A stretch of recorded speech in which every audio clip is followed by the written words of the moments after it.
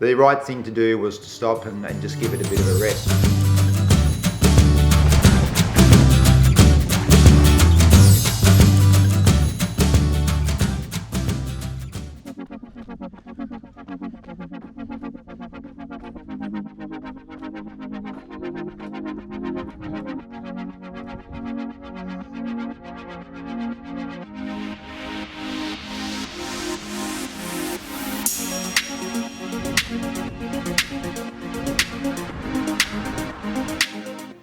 Hi guys, just a short video to update on the MAF test which I had planned to do this week for June. If you saw my last video, you'll know that I put the MAF test off for a few days because I had a little bit of tightness in the calf achilles area. Well, it's still there, and decided to err on the side of caution and just delay the MAF test a little bit longer. If we're still having a little bit of an issue there next week, then I think that I'll just abandon the MAF test completely for June, and we'll just head towards July for the next MAF test.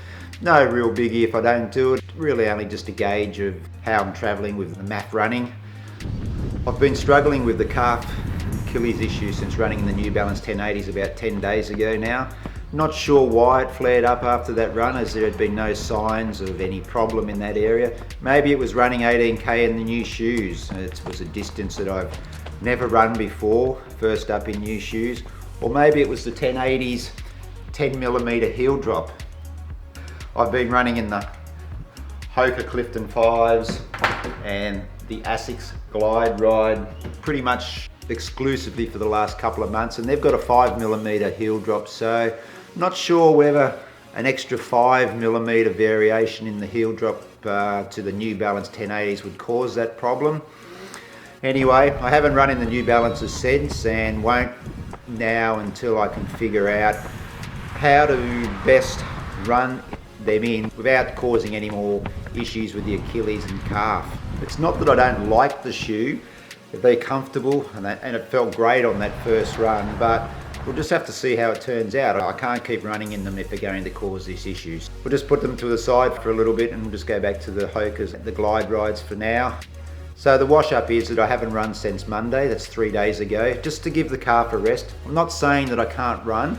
I did run all last week with the problem in that area, but it's not an injury as such. I didn't want to keep running and cause any more damage. The right thing to do was to stop and just give it a bit of a rest. And like I've said on the channel many times before, it's important to listen to your body. My body is telling me that not all is okay, so that's the reason why I've had a few down days. And that actually brings me to this. Now Mitchell reached out to me on Strava after my long run on Sunday, just with a simple question of, do I structure in any rest days to my running? Mitchell, I don't plan set days for rest days. When I did run my 2 sub 3 hour marathons a couple of years ago, I did have a particular rest day. I normally took Fridays off, but I also had built into that program for those 2 marathons a double up day, which means that I ran morning and afternoon. So I was still getting those 7 sessions a week, even though I was having a rest day, just to go a little bit easier on the body. But since I've been running with the MAF, haven't really had planned rest days. What I've been doing is sort of every 10 to 14 days I'll have a day off, or if I feel like the body needs it, then I'll just take another day off running just to let the body recuperate a little bit and freshen up. So I hope that helps, Mitchell.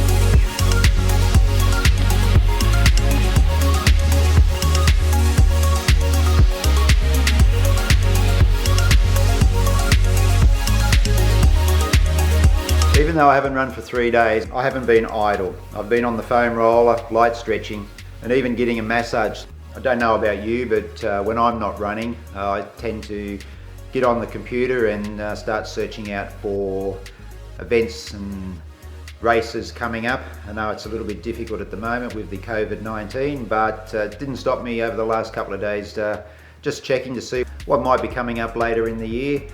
Earlier in the week I did get an email offering up early access to the Tarawera Ultramarathon event in February in New Zealand next year, and I just couldn't resist. So I jumped in with an entry for the 102k trail race, stepping up from the 50 I did this year. My wife Trish, she's in for the 50k K event again next year. We had such a great time in Rotorua last year that we jumped at the chance to return, and the likelihood of a travel bubble happening between Australia and New Zealand is looking more promising by the day as we start to come out of the coronavirus pandemic. So fingers crossed that will happen and that we can be allowed to travel between the two countries by February next year. So hoping tomorrow to head out and just do a light run, see how the calf Achilles feels. So stay tuned. Okay, so this was just a quick update on where I'm at. I said in my last video that I was going to keep these videos shorter from now on and maybe make them just a little bit often, so they're coming at you. Hope everyone's well, happy running guys, and I'll see you in the next video, maybe in a couple of days. Hooroo.